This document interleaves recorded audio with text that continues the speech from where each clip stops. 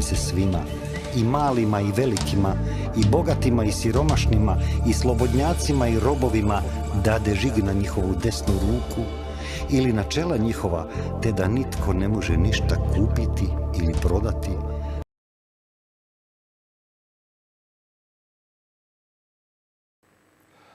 Pozdrav, dragi narode. Dobrodošli u još jednu epizodu Slobodni.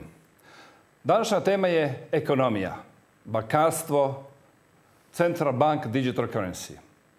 Veliko mi je zadovoljstvo i čast predstaviti vam nekoga ko se uistinu razumije u to. Stoga krenimo dalje sa mojim gostom. Hello Richard, welcome to Croatia. Thank you very much. It's a great pleasure to be here. Okay, tell to our audience who is Richard Werner. Well, I'm an economist, a trained economist at the London School of Economics and my doctorate at Oxford University. I've been working as academic researcher and also empirical researcher. But also I've always been working in the private sector at the same time, not just as an academic professor, I'm professor of banking and professor of economics, but I've also been a chief economist at a British investment bank. I've been senior managing director, senior portfolio manager at Bear Stearns Asset Management. I've set up, managed global macro funds, investing. I'm still a UK authorized asset manager. And I've been very much following what's going on in economic policies, and particularly been watching the central banks. I'm also known as a central bank watcher. I'm known for my proposal, which was when I was in Japan in the 1990s, to get out of a post-banking crisis type of situation very quickly, which are called quantitative easing. It's become a bit of a household name since. The central banks certainly have taken on the concept, although there's interesting differences in the implementation. I've also, in my empirical work, one of my books, Princes of the Yen, was a #1 bestseller in Japan. In that book, I warned fairly early on about the ECB, which I'm sure we'll talk about. I warned in 2003 that the European Central Bank is likely to create bank credit-driven asset bubbles, banking crises, followed by massive recessions and large-scale unemployment. That's exactly what they did in Ireland, Portugal, Spain, and Greece. But that's not the end of the story. They keep doing this game. What else? I've produced a lot of academic research published in peer-reviewed journals, including my empirical test on how banks actually work. After 5,000 years of banking, it was time to check, how do banks actually work? Things like that. So I've kept busy. But of course, there's a number of important developments I've been watching for the last 20 years, where I've also been activist, trying to improve things. So I've established a local first community interest company to set up community banks, basically local banks for local communities, and have a decentralized banking system, because that's the most resilient, stable, and actually successful system that works best for the people. But we'll come to that, no doubt. Of course. Lots of interesting topics. But first, can you explain us when you make this quantitative easing? What was the idea? Yes, so first of all, you have to understand the situation. I was in Japan in 1989, 1990. And then I was just on the way back to Oxford to continue there. I wrote my first Oxford discussion paper at the Institute of Economics and Statistics at the time at Oxford University.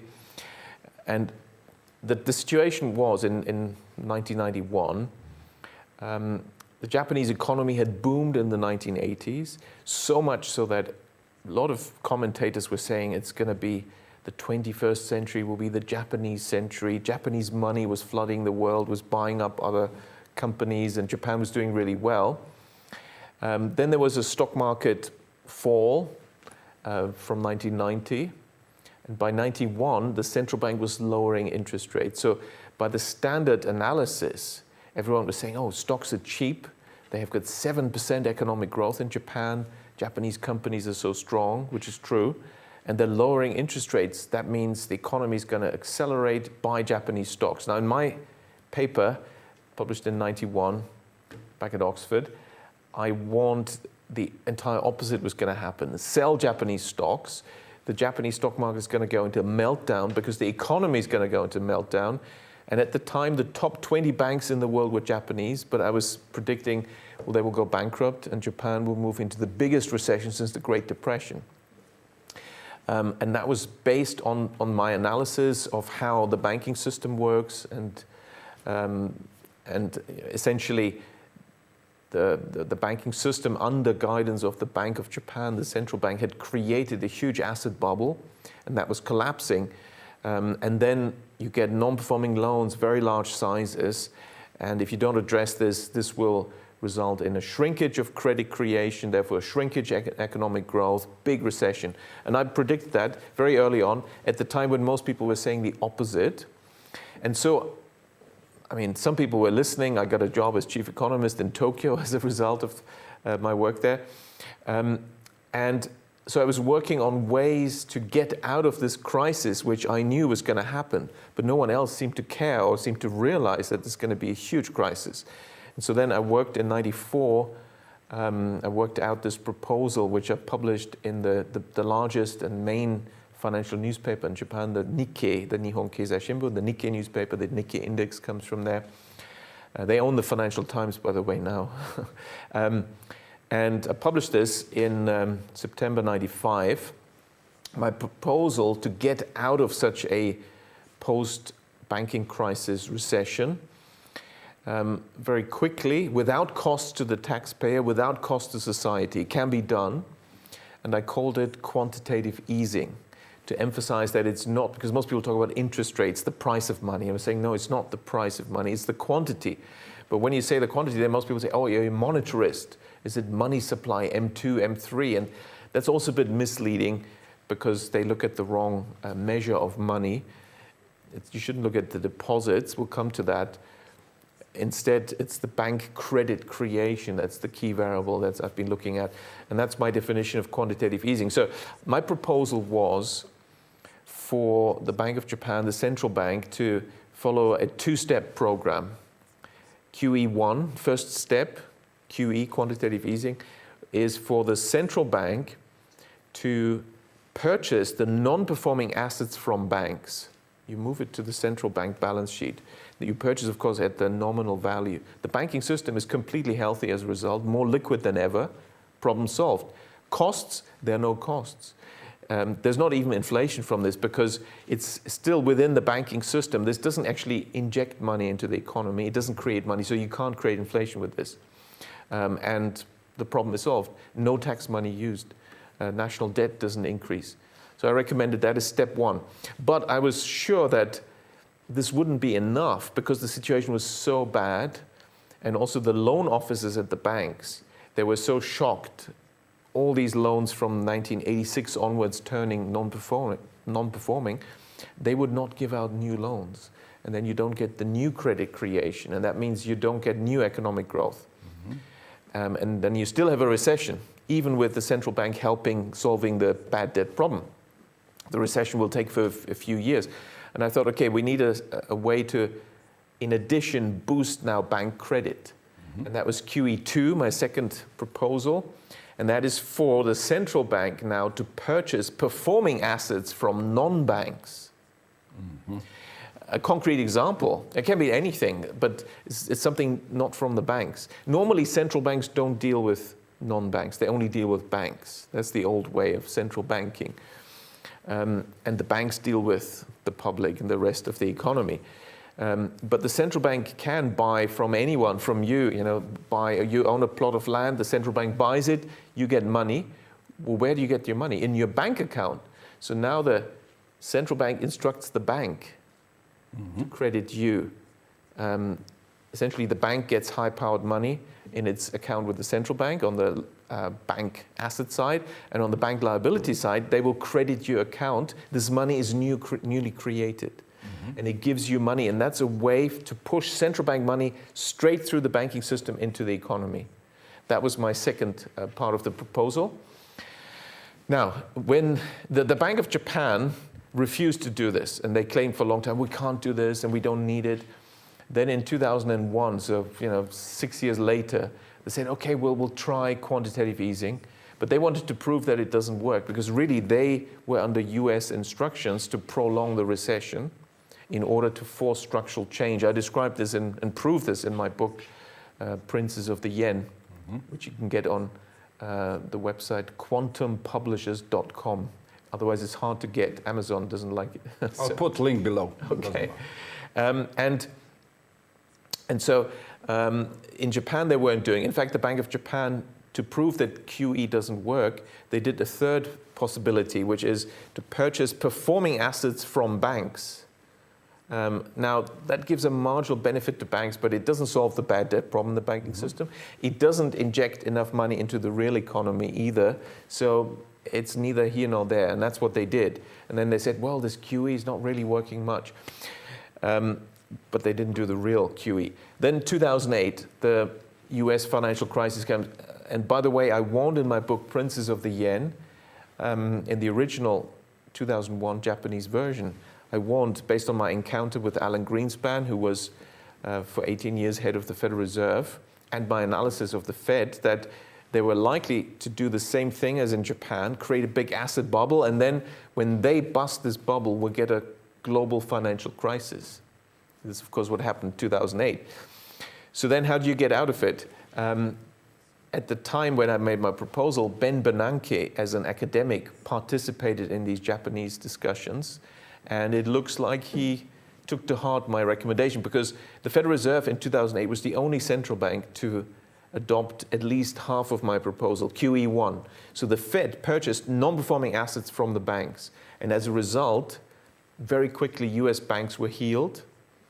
They didn't do the second step to push out bank credit into the economy. So it still took 2 years for bank credit to recover, but America was the first country to recover after the 2008 crisis. The other central banks in the UK and Europe, they didn't do this, and as a result, it took much longer to get out of this crisis and recession.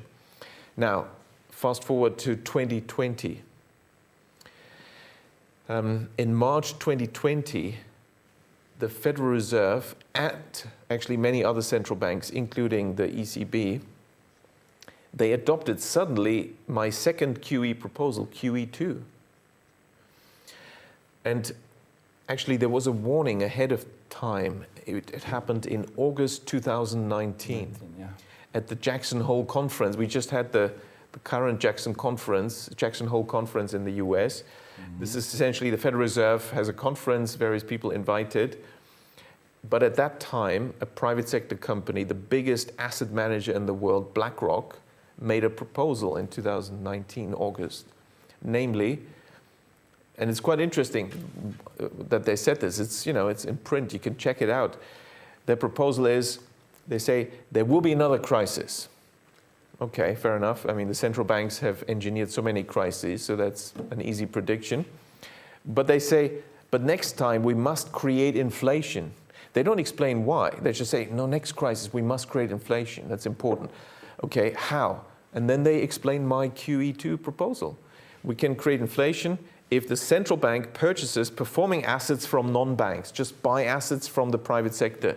I mean, for Japan, I proposed, for example, the Bank of Japan could just buy property, real estate, because Tokyo has very few parks, and the surface space of park green areas is very small in Tokyo. And the property sector was in trouble anyway. So the central bank should create credit injected into the economy. Well, the central bank should purchase land from anyone, turn it into Bank of Japan parks. By doing that, the sellers' bank accounts are credited by the central bank at the bank, and the bank creates the new money, which is then injected into the economy. So that proposal is what BlackRock proposed in August 2019. And then in March 2020, the Fed adopted it, and they implemented it. Now, we know this for two reasons. Number one, the data. We could see a massive expansion simultaneously of both the Fed credit transactions, as they also had in 2008. But simultaneously, at that time, bank credit was shrinking, and the banks were shrinking credit creation. But in 2020, bank credit was simultaneously being boosted. In fact, much more even than the Fed, which makes sense. That's what happens in growth terms. And the second reason why we know this is exactly what happened is because they hired BlackRock. The Federal Reserve officially, look it up, hired BlackRock to go out and buy all these many assets from the private sector. And of course, they bought things like corporate bonds from the private sector, large scale. The same, the ECB did the same. Now, when I saw this, I was completely shocked. By the time I had the data, it was around May 2020. I had the data and I was shocked. And I realized, okay, this will create significant inflation because the economy was growing. Bank credit was already expanding at 5-6%. It had not contracted. And they were now injecting this additional money. So there's a massive explosion in bank credit. How much they inject? Well, it's in the trillions of dollars, trillions of euros. And you see, it happened, of course, at the time when simultaneously they restricted supply.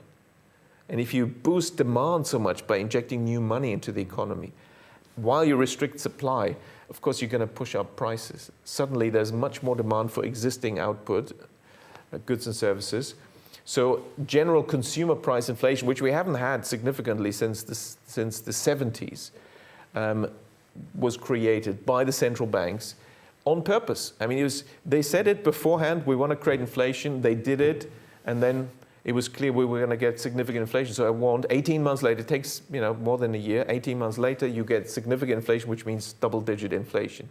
And that's exactly what we got. So it was a central bank policy. It had nothing to do with, President Biden says it's Putin's price hike. It's complete nonsense. That means that doesn't matter what war started in Europe, doesn't matter anything else. It was exactly, the only thing was Federal Reserve policy. Exactly. If you check the timing, anyway, the war, when the war in Europe, February 2022, started, that was already too late. Inflation had already picked up significantly. So the timing doesn't work.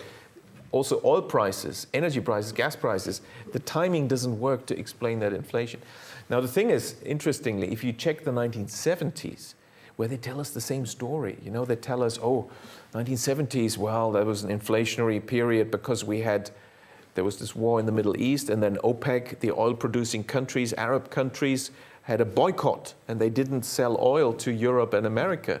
That's why we had an oil price shock, and we had inflation. That's the official story. Okay. But the timing doesn't work, just the same as now. And you look at what the central banks did, they did the same thing. It was also central bank created. Mm-hmm. We'll come to this a little later and in present time. But just to explain how banks works. For our audience, because people are thinking that how they teach us on universities, they think also that they are borrowing some kind of money what is on deposits in the bank. Can you explain us and also tell us how you know that? How banks work? Yes. Well, actually, there's 3 theories of banking. And I found that quite puzzling, really, when I was a student. Why are there so many different theories? And they say different things. And nobody had done the obvious, necessary scientific thing to do, which is we need an empirical test to find out which theory actually is true or not. So 3 theories. The one that you mentioned is the one that is still currently dominant. And if you just pick an ordinary textbook, university textbook, they will likely mention this currently dominant theory. That's the financial intermediation theory, which says a bank is not so important, is not so powerful because it's just an intermediary. It collects deposits, then it does the analysis and lends out these funds. And so the bank is just an intermediary, therefore not so important. Therefore, economists have actually, in the last half century, not included banks in their economic models, literally. So when the 2008 crisis happened, a banking crisis that had severe consequences for the economy in many countries, and journalists would ask a famous economist, professor at Harvard, MIT, Oxford, The honest answer by the professor of economics would have been, sorry, I cannot comment on this. Oh, why are you a professor of economics? There's a huge banking crisis and recession all over the world. Why can't you comment? Well, my economic theories do not include any banks. That would have been the honest answer. Of course, they were too embarrassed to admit that. So they talk about banks, say something, but actually they have no clue. Literally, their models, even the leading models at the central banks, have not included banks because of this financial intermediation theory saying, well, banks are not important, they're just an intermediary. Okay, now the second theory is a slightly older theory that was dominant until the 1960s. And this theory says, I mean, there's some similarity. It says each individual bank is like that, is an intermediary. It gathers deposits and then lends out the money. But many banks together, somehow in the system, they interact and collectively somehow they create money. There's a money multiplier, and they call this the fractional reserve theory of banking. And it's slightly complex, but don't waste your time trying to understand it, because actually the question is, which of the three theories is correct? And then two will be wrong. Okay, so what's the third one? The third one is the oldest, and that's more than 100 years old. Actually goes back to the first person to properly formulate this was Henry MacLeod, a lawyer, a very experienced lawyer, barrister in England, and member of one of the Inns of Law, which is inside the City of London Corporation. And the Inner Temple, I think he was actually, which is an independent sovereign state within the sovereign state of the City of London Corporation. But that's another story. Anyway, so Henry MacLeod explained this in 1855. Some economists read this like Schumpeter, and therefore they had a better understanding of what happened. But many people have since forgotten this theory. It's called the credit creation theory. And Henry MacLeod was very clear. He said, banks are not financial intermediaries. It's just not true. Banks are something much more powerful, much more influential. They are the creators of the money supply. They create money. When a bank gives a loan, it newly creates money. The money for the loan didn't exist before. It's newly created and added to the money supply. And of course, you can imagine that has consequences. So we've got these three theories. Now, which one is correct? Well, of course, I already, from my experience in banking and in my first economic model that I used in 91 and 92 to make this prediction on Japan and economic growth and forecasting, I formulated this theory which incorporated bank credit creation into a macro model. It was one of the first proper macroeconomic models that included bank credit. Then it works. You can predict what's going to happen when you get an asset bubble or a banking crisis or just steady growth. And so I was, of course I was already aware, but I thought, what needs to empirically establish this scientifically? So I looked for a bank to collaborate with me to do an empirical test. And the question was simply, okay, there's three theories of banking. They differ in the main respect. They differ is where does the money come from when a bank gives out a loan? The money for the loan, where does it come from? And that's something we can check. We just need to take out a loan from the bank and then empirically observe what's happening and show exactly where is the money coming from. The financial intermediation theory says the money is coming from other deposits. The fractional reserve theory says the money comes from excess reserves at the central bank held by the bank. And that's being used for a new loan. And the credit creation theory says the money is not coming from anywhere. It's newly created and added to the money supply when somebody does the loan and the bank implements the loan.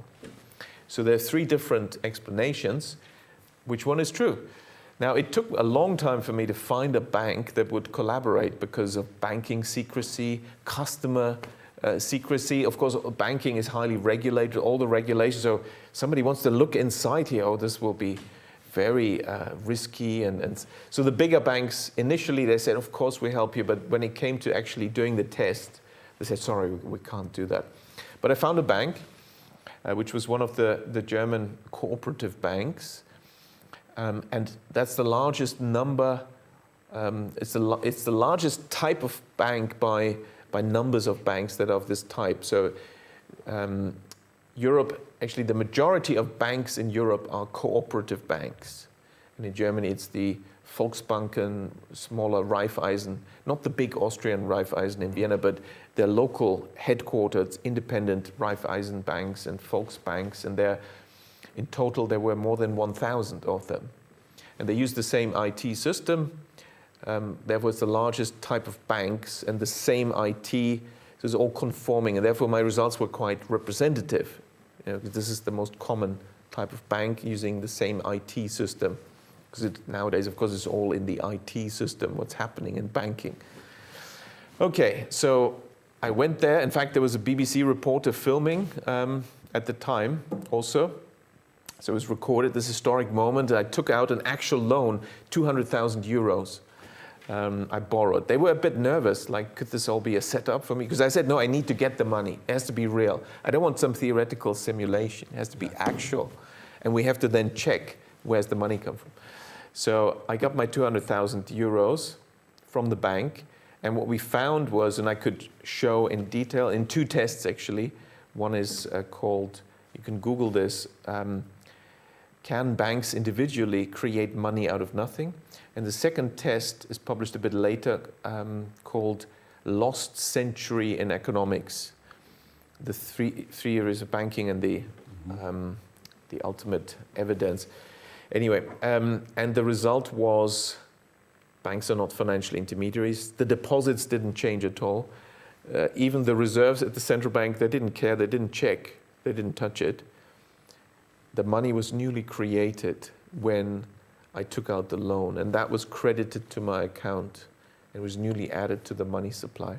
Now, Henry MacLeod was a lawyer, and it's actually easiest to understand this by looking at the legal situation, because the economics already has been designed to make it complicated so people don't understand what's happening. Whereas ultimately, the reality is determined by the law. There's the laws of a country. We talk about the laws of physics. They determine physics. What is determining what's happening in the country? Well, the laws of the country. That's why the law is very relevant. And if you look at English law, it's relevant because modern banking was created in the 17th century in England. And English law is very clear about these things. So in English law, which Henry MacLeod referred to, the first thing that's quite shocking is really when you realize economists call banks, they call them deposit-taking institutions that lend money. But we know from the law, the legal reality is the opposite. Banks don't take deposits and banks don't lend money. That seems initially surprising, but I'll prove it to you now very quickly. Banks don't take deposits because at law, and in English law, this is still until this day unchanged, very clear. At law, there is no such thing as a bank deposit. This doesn't exist. That category of money is just used to obfuscate, to hide the reality. So there are high court judgments that are unchallenged in England, which say when you do what you think is a deposit at the bank, you think you own the money. Sorry, you're wrong. There is no such thing as a bank deposit. At law, what you're doing is you are lending money to the bank. And the owner of that money is now the bank. You have a claim on the bank, but the borrower has control. They borrowed the money. They can do with it what they want. And you see this also in the accounting. That's why it's on their balance sheet. Whereas we depositors, we think we own the money, but at law, we don't own it. It's a loan we've given to the bank. So it's correct to say banks don't take deposits because there is no such thing as a bank deposit in reality, in legal reality. But surely banks lend money. That's how they earn their money, isn't it? Well, They don't actually lend money. What they do is, banks are in the business of purchasing securities. When you take out a loan, you have to sign a document. Now, at law, and again, English law is very clear about this is a promissory note. It's a debt instrument. You are signing what Americans call an IOU, I owe you money, a debt instrument, a security, a credit or debt security. Mm-hmm. You're the issuer, that means you are borrowing. The bank is buying that instrument from you. So on the bank balance sheet, as you sign the loan contract, they have a claim on you that you will repay this money with interest. And they lengthen their balance sheet because they have a new asset. On their liability side, that's where the deposits are, what we call deposits, which is simply records of how much money the bank owes us, you see. They will now, you will say, I don't care about the details, just give me the money. And the banker will say, if he's careful, the banker will say, you will find it in your account. If he says, we'll transfer it, that's wrong, because no transfer takes place. You see, they will just credit you with the money, which means they add this liability to their liabilities on the balance sheet, which is called customer deposit, when actually it's another type of liability, namely an accounts payable liability arising from the loan contract. They also should pay up, and they actually quite slightly incorrectly classify this wrongly as another type of liability called customer deposit. Because what we call deposits is simply the records of how much banks owe us, because we're lending money to them, you see. And that's how the money is created. That's how the money supply is created. And what happens when you repay your loan? Then the money supply shrinks, and this money becomes out of circulation. Mm-hmm. Because by repaying, you're withdrawing it from somewhere else in the economy. And what happens? And the balance sheet will shrink, and the money supply that moment, if nothing else changes, then the money supply would shrink. But of course, in reality, many things happen at the same time. You need to look at the net result. Mm-hmm. And banks usually give out many new loans. So normally, bank credit steadily increases, even when there's repayments, because they have many other new loans. Yeah. Sorry. And interest stays to bank. Of course, banks charge interest for their lending, and that goes to the bank, that on the balance sheet becomes part of their profits. That's on the P&L, the profit and loss statement. Great. That was very important to understand that we can continue to additional thing. Now we are coming to today's time when we have so much inflation. We explained it, you explained how this inflation became. What was happening at the same time in Europe? Same thing like in the United States? Yes, the ECB did the same thing. So the inflation was created by the central banks, so Federal Reserve, ECB, and others, purchasing assets from the non-bank sector to a vast scale, and therefore literally creating money and pumping it into the economy, forcing it into the economy through the banking system. As they buy, for example, corporate bonds. So these are other promissory notes, debt instruments issued by companies now. The central bank buys them, but the company doesn't have an account with the central bank. So how is the company that is issuing these loans, this debt, this corporate bond, how are they going to be paid? Well, the central bank transfers money to the banker of that company. And in the bank balance sheet now of that bank, you see on the asset side an increase in their reserves at the central bank. They simply credit them. And they gave the instruction, you should pay that person. So the bank will now credit the account of the seller or issuer of these corporate bonds that the central bank has bought with the amount of money. And that is a new deposit that's created, like with a loan, out of nothing. But it was triggered by the central bank. So the central bank instruction is a way to force bank credit into the economy. And that's why, now, because they did this massively in 2020, and they did it at a time when there's restricted supply, and they also had other incentives in place to increase consumption, it's very clear that consumer demand was going to rise enormously at a time of restricted supply. So you could only get inflation. There was no other way. And that's what they did. And they can't say, oh, we did this accidentally, because it's a very unusual policy that's maybe only taken once in a century or twice maximum in a century. It happens very rarely, but they all took it at the same time. So how can they say, oh, it's an accident, we didn't notice we did this? It's impossible. So it's very clear it's intentional, internationally coordinated, and as we know from the Fed, the goal was from the beginning, the declared goal was to create this inflation. Okay, what was the reason? What is staying behind this? They have to have some reason why they want to create inflation. Yes, it is a very important question, but it's also not so easy to answer. One thing that's always good is to go into the historical record, because our data set as scientists and researchers, the empirical data set is history. These are the facts we can refer to. So the last period of inflation, the 1970s, becomes relevant. And as I mentioned earlier on, it's the same mechanism. The central banks created that inflation. It was not OPEC. The timing didn't work. In fact, Henry Kissinger had to go to Saudi Arabia to persuade Saudi Arabia to quadruple the oil price, because they thought, oh, we can't do that. That's too radical. But America wanted it, but they kept it secret because they wanted to say, oh, it's Saudi Arabia and OPEC countries creating this inflation. Actually, the story was this. America had a problem.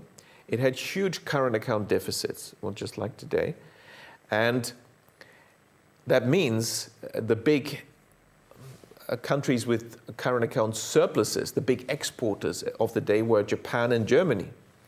They were selling much more to America than they were buying from America. America didn't have enough attractive things for Germans to buy, for Japanese to buy. So they had this huge current account deficit. Initially, they responded because there was the Bretton Woods mechanism. We had fixed exchange rates in the 1960s until the early 70s. And the center of the system was the US dollar. Everyone was fixed to the dollar, and the dollar was fixed to gold. Now, America abused that system by creating a lot of dollars. They just printed dollars. And Europe had to take it. Japan had to take it. Germany had to take it. They could not say no because they have American troops in Germany and there's American troops in Japan. So they didn't complain in Japan and Germany, but there was one country in Europe that did complain, and they did not have American troops in the country, so that's why they could speak, and that was France.